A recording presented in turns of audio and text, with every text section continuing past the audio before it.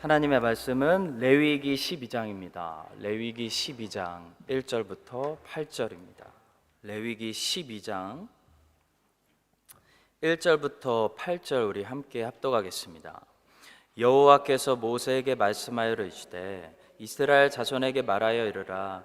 여인이 임신하여 남자를 낳으면 그는 이레 동안 부정하리니 곧 월경할 때와 같이 부정할 것이요 여덟째 날에는 그 아이의 포피를 뵐 것이요 그 여인은 아직도 33일을 지내야 산열이 깨끗하리니 정결하게 되는 기한이 차기 전에는 성물을 만지지도 말며 성소에 들어가지도 말 것이며 여자를 낳으면 그는 2일 동안 부정하리니 월경할 때와 같을 것이며 산열이 깨끗하게 되면 66일을 지내야 하리라. 아들이나 딸이나 정결하게 되는 기한이 차면 그 여인은 번제를 위하여 1년 된 어린 양을 가져가고 속죄제를 위하여 집 비둘기 새끼나 산 비둘기를 회막문 제사장에게로 가져갈 것이요 제사장은 그것을 여호와 앞에 들여서 그 여인을 위하여 속죄할지니 그리하면 산열이 깨끗하리라. 이는 아들이나 딸을 생산한 여인에게 대한 규례니라. 그 여인이 어린 양을 바치기에 힘이 미치지 못하면 산 비둘기 2마리나 집 비둘기 새끼 2마리를 가져다가 하나는 번제물로 하나는 속죄제물로 삼을 것이요 제사장은 그를 위하여 속죄할지니라. 그가 정결하리라. 아멘. 네, 오늘은 아이를 출산한 여인에 대한 규례라는 제목으로 말씀을 나누겠습니다. 지난주에는 레위기 11장에 나오는 율법을 가지고 동물이나 음식이 거룩해져야 하는 것이 아니라 음식을 구별하고 동물을 구별해서 하나님의 백성들이 어떻게 거룩한 삶을 살아야 하는지 살펴보았습니다.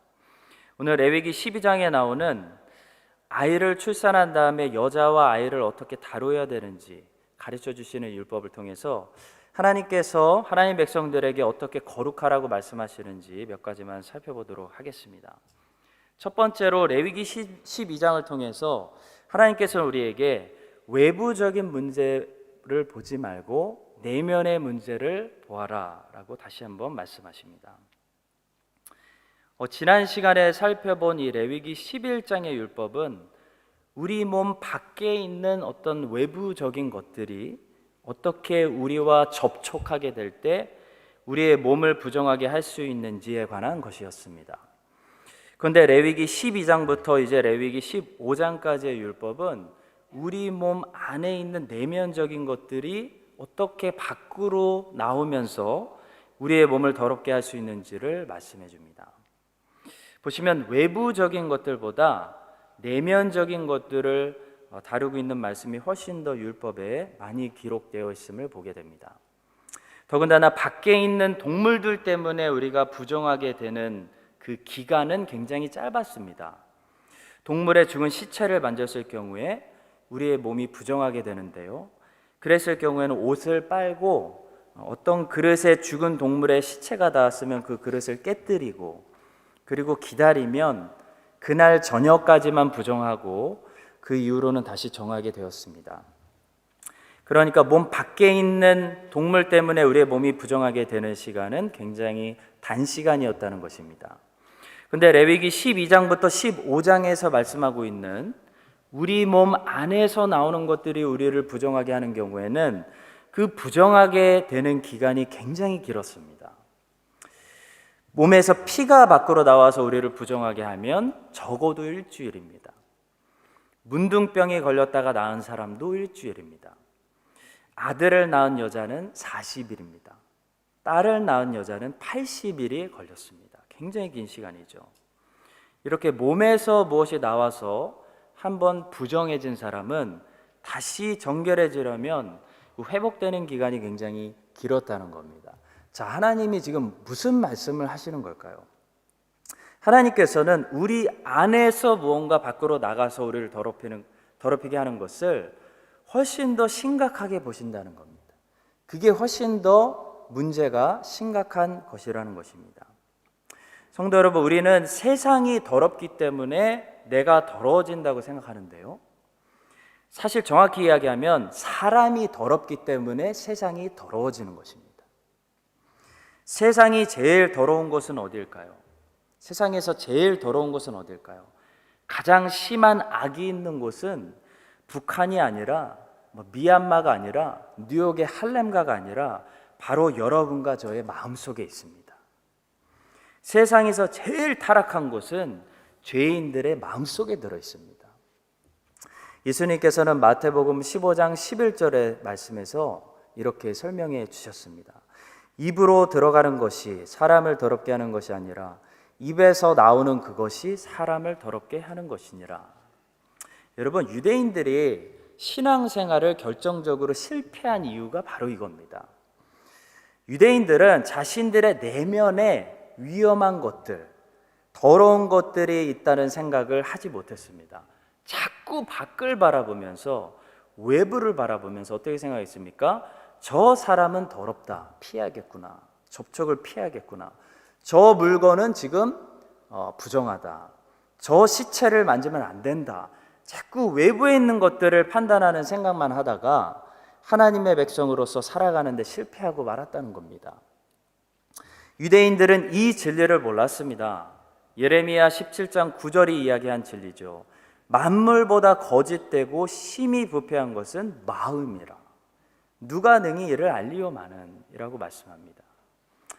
로마서 1장이 사람의 전적 부패, 사람의 전적 타락에 대해서 이야기한다는 것은 잘 알려진 사실입니다.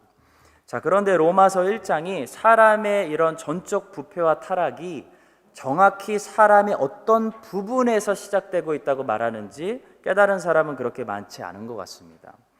온갖 부패하고 타락한 것들이 사람의 어떤 부분에서 쏟아져 나온다고 로마서 1장이 말씀하는지 몇 구절만 찾아보겠습니다. 먼저 로마서 1장 21절입니다. 하나님을 알되 하나님을 영화롭게도 아니하며 감사하지도 아니하고 오히려 그 생각이 허망하여지며 미련한 마음이 어두워졌나니. 24절입니다. 그러므로 하나님께서 그들을 마음의 정욕대로 더러움에 내버려 두사 그들의 몸을 서로 욕되게 하게 하셨으니. 28절입니다. 또한 그들이 마음에 하나님 두기를 싫어하며 하나님께서 그들을 그 상실한 마음대로 내버려 두사 합당하지 못한 일을 하게 하셨으니 말씀합니다.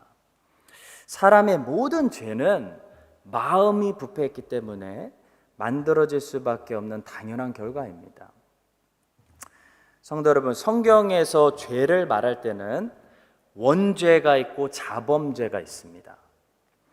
오리지널 신이 있고 셀프 크라임이 있다는 겁니다.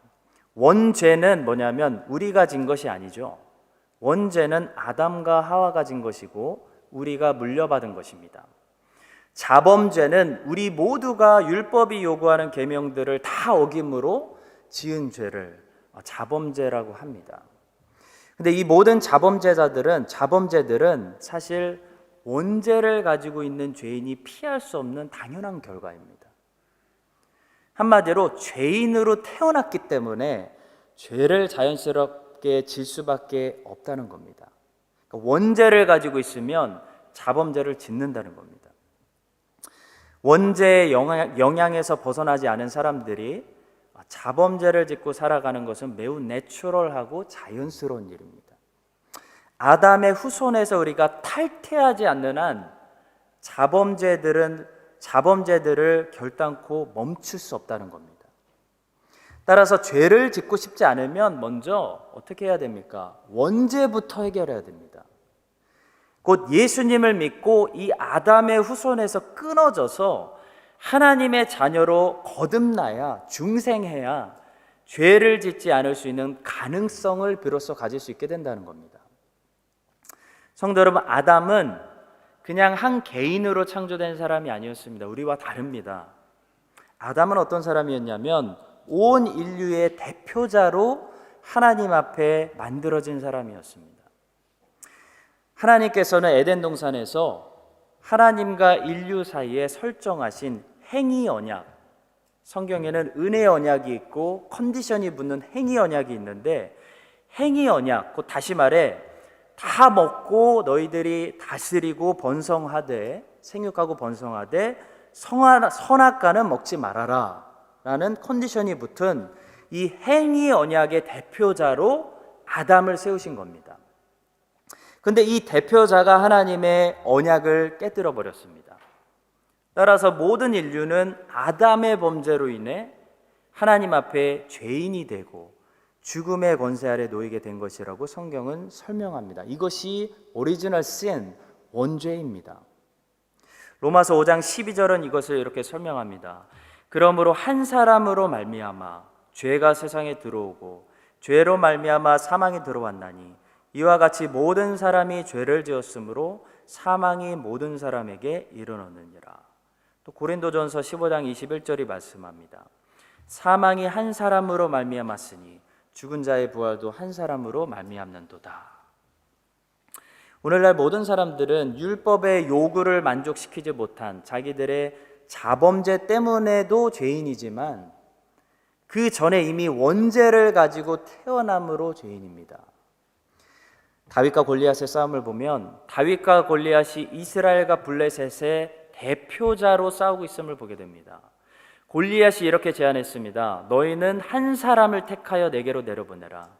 그가 나와 싸워서 나를 죽이면 우리가 너희의 종이 되겠고 만일 내가 이겨 그를 죽이면 너희가 우리의 종이 되어 우리를 섬길 것이니라. 아담이 여전히 나의 대표자라면 아담의 범죄 때문에 나는 죽는 것이고 그리스도가 이제 나의 대표자가 됐다면 그리스도의 승리 때문에 나도 승리하게 되는 것입니다. 로마서 15장 17절부터 19절의 이 진리를 이렇게 설명합니다. 한 사람의 범죄로 말미암아 사망이 그 한 사람을 통하여 왕노릇하였은즉 더욱 은혜와 의의 선물을 넘치게 받는 자들은 한 분 예수 그리스도를 통하여 생명 안에서 왕노릇하리로다. 그런즉 한 범죄로 많은 사람이 정죄에 이른 것 같이 한 의로운 행위로 말미암아 많은 사람이 의롭다 하심을 받아 생명에 이르렀느니라. 한 사람이 순종하지 아니함으로 많은 사람이 죄인 된 것 같이 한 사람이 순종하심으로 많은 사람이 의인이 되리라. 따라서 성도 여러분, 크리스찬이 된다고 자범죄를 완전히 멈추게 된다는 것은 아닙니다. 우리는 이 사망의 몸에서 벗어나야 죄를 완전히 죄에서 자유케 됩니다. 크리스찬이 된다는 것은 그러나 자범죄를 이제 멈출 수 있는 가능성을 얻게 되었다는 것을 말합니다. 그런데 이 자범죄를 멈출 수 있는 가능성을 얻으려면 말씀드린 대로 먼저 원죄로부터 벗어나야 됩니다. 곧 아담의 후손에서 끊어져서 하나님의 자녀로 거듭나야 된다는 것입니다. 그래야 죄를 짓지 않을 수 있는 가능성을 얻게 됩니다. 성도 여러분, 구약의 유대인들이 생각했던 것처럼 밖에 있는 부정한 것들이 우리를 접촉해서 우리를 부정하게 만드는 것이 아니라 우리 안에 있는 부정한 것들이 밖으로 나와서 세상과 우리를 부정하게 만드는 것입니다. 따라서 몸의 행실을 고치고 싶으면 몸의 행실을 만들어내는 마음을 먼저 고침 받아야 한다는 겁니다.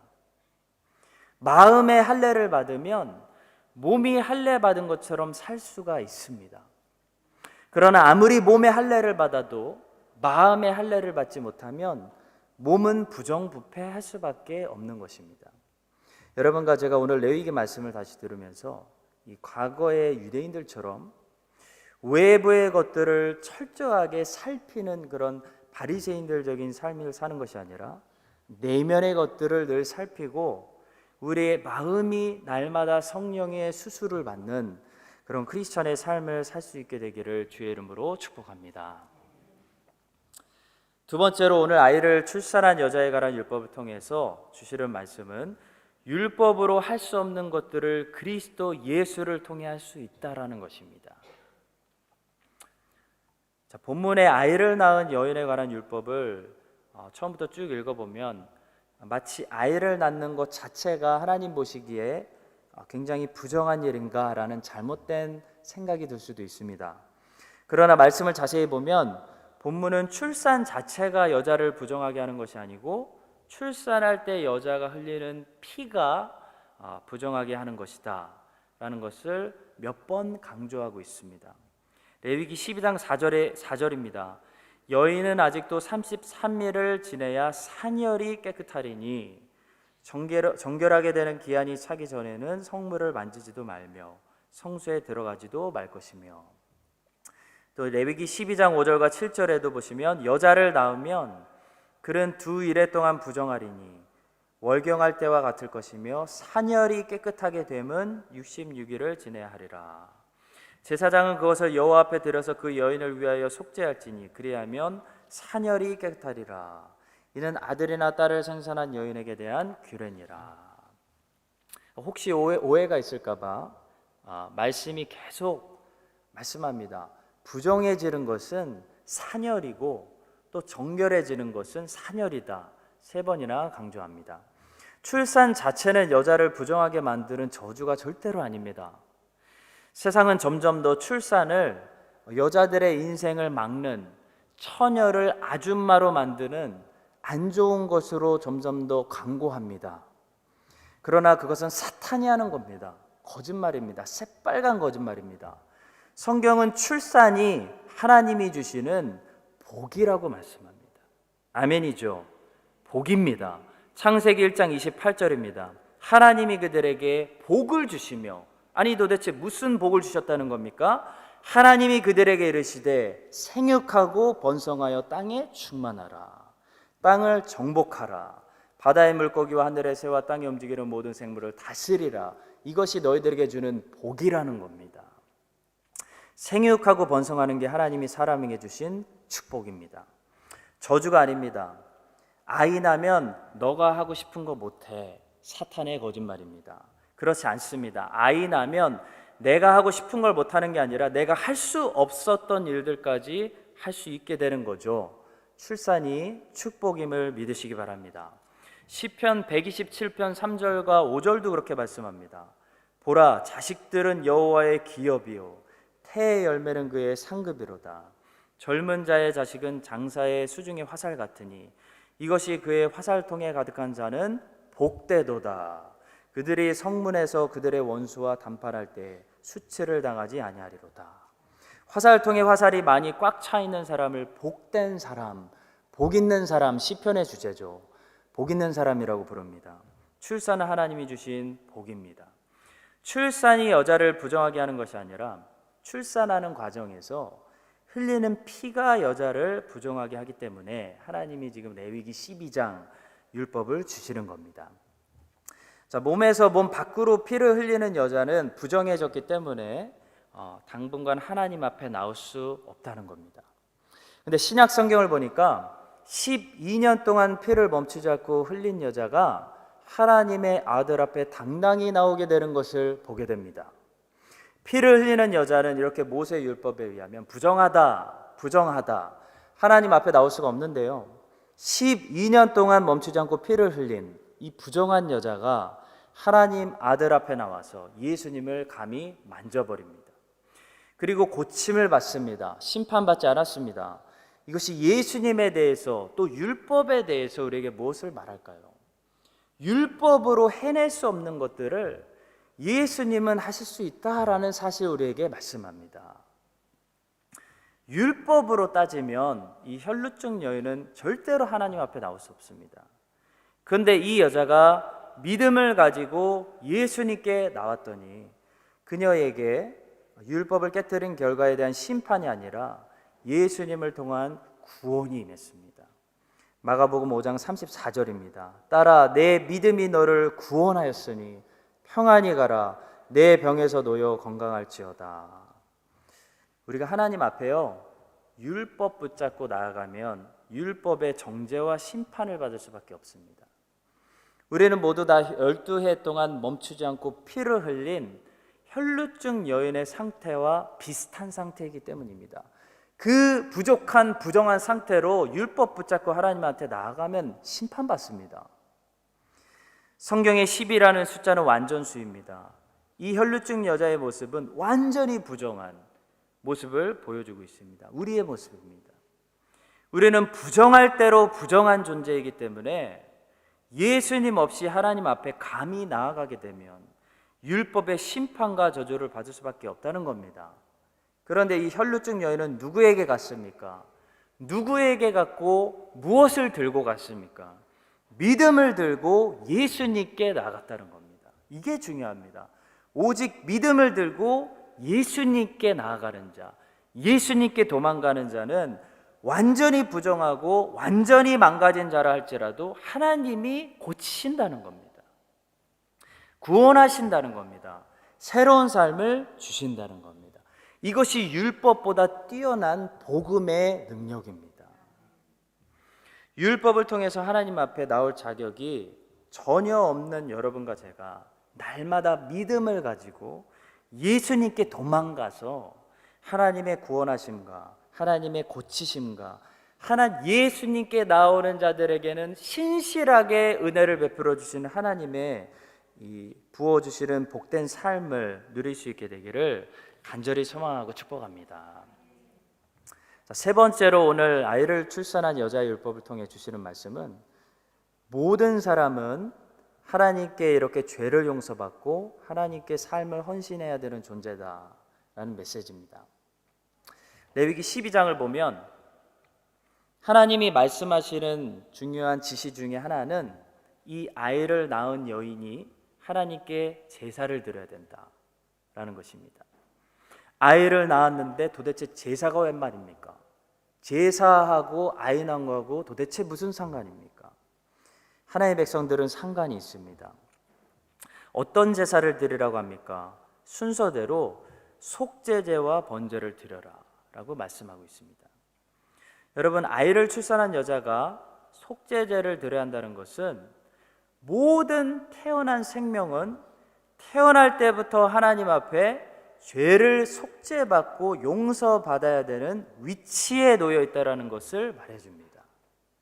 마치 로마서 3장 23절의 말씀처럼 모든 사람이 죄를 범하였음에 하나님의 영광에 이르지 못했다라는 말씀처럼 모든 사람은요, 태어나는 순간부터 어떤 위치에 놓여지게 되냐면 하나님 앞에 이 죄 문제에 대해서 용서를 받아야 되는, 속죄를 받아야 되는, 속죄 제사를 누군가는 드려줘야 되는 의무와 책임을 떠안고 태어난다는 겁니다. 거기서 벗어날 수 있는 사람 없다는 겁니다. 자, 그런데 거기서 끝나는 것이 아니죠. 속죄 제사를 드리고 번제를 드려야 한다고 말씀합니다. 번제는 원래 의무적으로 드린 제사가 아니죠. 자원해서 하나님께 헌신하는 제사였습니다. 그런데 오늘 레위기 12장에서는 이 번제를 의무적으로 속죄제와 같이 꼭 드려야 된다 명령하고 있습니다. 그것도 원래 번제 드릴 때는 이 제물을 예배자가 자기 형편대로 선택할 수 있었죠. 근데 오늘 레위기 12장에서는 번제의 제물을 예배자가 선택하는 것이 아닙니다. 하나님 말씀하십니다. 꼭 비싼 어린 양을 번제물로 드려라 말씀하고 있습니다. 만약 그걸 드릴 형편이 정말 안 된다면 새들로 드려도 된다라고만 허락하셨음을 보게 됩니다. 그러니까 여기에 어떤 메시지가 있는 거냐면 아이를 출산한 여자들은 반드시 번제도 의무적으로 드려야 된다라는 것을 강조하고 있는 겁니다. 가난해서 그동안 살면서 한 번도 번제를 자원해서 드려본 적이 없는 사람들도 아이를 출산했을 때만큼은요, 의무적으로 꼭 새라도 가져와서 하나님께 번제를 드려야 된다. 이런 메시지가 흐르고 있는 것입니다. 왜 그럴까요? 모든 태어난 생명은 하나님 앞에 이렇게 헌신되어져야 된다. 하나님의 삶이다. 하나님 거다. 하나님께 바쳐져야 된다라는 것을 말씀하고 있기 때문입니다. 아이를 낳은 엄마가 평생 한 번도 혹시 번제를 드려본 적이 없는 엄마가 아이를 낳고 하나님께 처음으로 번제를 드리면서 이 메시지를 생각하지 않을 수가 없는 겁니다. 새로운 아이를 주셨는데 아이가 태어났는데 헌신의 제사를 드리면서 이 아이의 생명과 삶의 주인은 하나님께 있구나. 하나님의 영광을 위해서 이 아이를 키우고 바쳐야 되는구나 생각할 수밖에 없는 겁니다. 누가복음 2장 22절부터 24절에 보시면 예수님의 어머니 마리아가 예수님을 출산한 후에 예루살렘 성전으로 가서 이 레위기 12장의 율법을 그대로 지키고 있는 것을 우리가 보게 됩니다. 우리는 누가복음 말씀을 통해 요셉과 마리아가 당시 굉장히 가난했다는 것을 알 수 있습니다. 왜냐하면 마리아는 번제로 드릴 어린 양이 없었기 때문에 새들을 가져와서 본문 말씀 8절이 허락하고 있는 대로 속죄제와 번제를 드리려고 했기 때문입니다. 그러나 중요한 것은 마리아와 요셉은 비록 가난해서 어린 양을 번제물로 드리지 못했지만 새들로 속죄제와 번제를 함께 드렸지만 아기를 주께 드리고 바치겠다는 이 제사의 정신만큼은 누구보다도 제대로 지키면서 하나님께 제사 드리고 있음을 우리가 보게 됩니다. 모세의 법대로 정결 예식의 날이 참에 아기를 데리고 예루살렘에 올라가니 이는 주의 율법에 쓴 바 첫 해 처음 난 남자마다 주의 거룩한 자라 하리라 한 대로 아기를 주께 드리고 또 주의 율법에 말씀하신 대로 산 비둘기 한 쌍이나 혹은 어린 집비둘기 둘로 제사하려 함이더라. 성도 여러분, 모든 사람들은 태어나면서부터 하나님 앞에 이렇게 죄를 용서받기 위해 속죄제를 드리고 또 하나님 앞에 헌신되기 위해 번제를 드려야 하는 의무를 가지고 태어납니다. 자, 그런데 문제는 아무도 하나님께 이렇게 온전한 속죄제사와 온전한 번제를 드릴 수가 없다는 겁니다. 다 부패하고 망가지고 죄인이 되었기 때문에 우리는 제물도 될 수 없고 제사장도 될 수 없고 제사도 제대로 드릴 수 없는 형편입니다. 하나님께 죄를 용서받을 수 있을 만한 완벽한 하나님이 받으실 만한 속죄 제사를 우리가 스스로 드릴 수 없습니다. 또 하나님께 삶을 온전히 헌신할 만한 힘도 없고 그런 헌신과 번제 제사를 드리지 못한다는 겁니다. 율법을 통해 하라고 해놓고 우리가 못한다라고 말씀하고 있는 것입니다. 왜 그럴까요? 성경은 지금 우리에게 이 구약의 율법대로 속죄제와 번제를 너희들 스스로 드리라고 말씀하는 것이 아닙니다.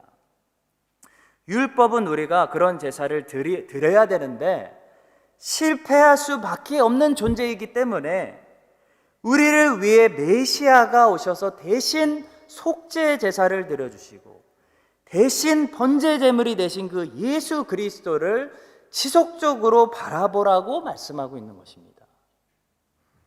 여러분과 저를 위해 레위기 12장 율법이 이렇게 요구하고 있는 속죄 제사와 번제 제사를 하나님께 온전하게 드리셔서 하나님의 공의를 만족시키고 이제 그분을 믿고 신뢰하는 사람들을 주님과 연합시켜서 주님의 의로움을 우리 의로움으로 입혀주시고 예수 그리스도를 통해 하나님의 영원한 사랑과 은혜가 우리들의 삶에 흘러가게 하신 예수님의 은혜가 여러분들의 삶에 매일매일 넘쳐나게 되시기를 주의 이름으로 축복합니다. 마지막으로 짧게 오늘 아이를 출산한 여자에 관한 율법을 통해 주시는 말씀은 하나님의 백성들은 마음의 할례를 받은 표시가 있어야 된다라는 말씀입니다. 레위기 12장 율법은 아이를 낳은 어머니에게만 적용되는 말씀이 아닙니다. 레위기 12장 율법은 또 태어난 남자 아기들에게 8일 만에 할례를 행하라고 명령합니다. 자, 이 구약의 율법이 오늘 신약의 하나님 백성들이 우리들에게 어떤 의미로 적용될까요? 먼저 구약의 할례가 무엇인지를 좀 알아야 됩니다. 구약의 할례는 하나님 앞에 거룩히 구별되었다는 언약의 표시로 외적인 증거였습니다. 그러니까 이스라엘 남자들은 할례를 통해서 자기들이 이방 사람들과 구별되었다라는 것을 스스로 알았다는 겁니다. 구약에서는 하나님의 백성들이 외적인 표시를 가지고 구별되었다는 겁니다. 근데 신약에 오면 하나님의 백성들은 더 이상 외적인 표시를 가지고 내가 하나님의 자녀야, 내가 하나님의 백성이야 라고 증거할 수 없다고 말합니다. 크리스찬은 무언가 외적으로 세상 사람들과 다르기 때문에 어떤 종교적인 습관을 가지고 있고 어떤 특별한 옷을 입고 다니고 하기 때문에 크리스찬임을 알아볼 수 있는 것이 아니라는 겁니다. 크리스찬은 내적인 차별화, 곧 마음의 할례를 받은 표시로 이제 세상 사람들과 구별되었다는 것을 증거한다라고 말씀합니다. 골로새서 2장 11절 말씀이죠. 또 그 안에서 너희가 손으로 하지 아니한 할례를 받았으니 곧 육의 몸을 벗는 것이요 그리스도의 할례니라. 로마서 2장 29절입니다. 오직 이면적 유대인이 유대인이며 할례는 마음에 할지니 영에 있고 율법 조문에 있지 아니한 것이라. 그 칭찬이 사람에게서가 아니요 다만 하나님에게서니라. 구약에서 하나님의 백성들은 뭐가 달라야 됩니까? 남자들의 몸에 그 할례의 표시가 있어야 됩니다. 그래야 하나님의 백성이죠. 이 할례를 받지 않으면 구약에서는 누구든지 하나님의 백성에서 끊어진다고 했습니다. 그래서 모세가 40년 동안 미디안 광야에 살면서 이스라엘 사람으로 살지 않고 미디안 사람처럼 살았을 때 그 아들에게 할례를 행하지 않았기 때문에 하나님이 모세를 천사를 통해 죽이려고 하셨습니다. 구약에는 하나님의 백성, 남자들의 몸에 언약의 표시가 있어야 했습니다. 근데 신약에서는 하나님의 백성들의 어디에 표시가 있어야 되냐면 마음의 표시가 있어야 됩니다. 결국 신약의 하나님의 백성들은 세상 백성들과 뭐가 달라야 되냐, 어떤 차별성을 가지고 있어야 되냐 말씀하는 거냐면 마음이 달라야 된다는 겁니다. 마음에 생긴 모습이 달라야 된다는 겁니다. 그래야 하나님의 백성이라는 겁니다. 어떤 마음이 있어야 합니까? 마음이 어떻게 생겨 먹어야 됩니까? 그리스도의 예수의 마음이 우리 마음에 있어야 됩니다. 빌립보서 2장 5절 말씀이죠. 너희 안에 이 마음을 품으라. 곧 그리스도 예수의 마음이니. 그리스도 예수의 마음을 가지고 품고 다니는 것이 우리가 세상 사람들과 다르다는 것을 증거하는 유일한 표시입니다. 사랑하는 성도 여러분, 우리가 수요일에 교회에 오는 이런 외적인 표시로 수요일 예배에 오는 건 너무나 좋은 것입니다. 그러나 이런 외적인 표시로 나는 크리스천입니다 라는 것을 증거하는 것이 절대로 아닌 것입니다. 우리가 오직 크리스천임을, 하나님의 자녀됨을 증거해 주는 표시는요, 우리 안에 있는 그 사람과 대화하기 시작하고 관계하기 시작하면서 느끼게 되고 발견하게 되는 그리스도의 할례, 그리스도가 느껴지는 그리스도의 마음, 그것이 우리가 크리스찬이라는 표시입니다. 여러분과 제 주변에 있는 사람들이 우리 안에 있는 그리스도의 마음을 보게 되고 그 표시를 보고 와, 저 사람은 크리스찬이구나 라고 고백할 수 있게 되기를 예수님의 이름으로 간절히 축원합니다.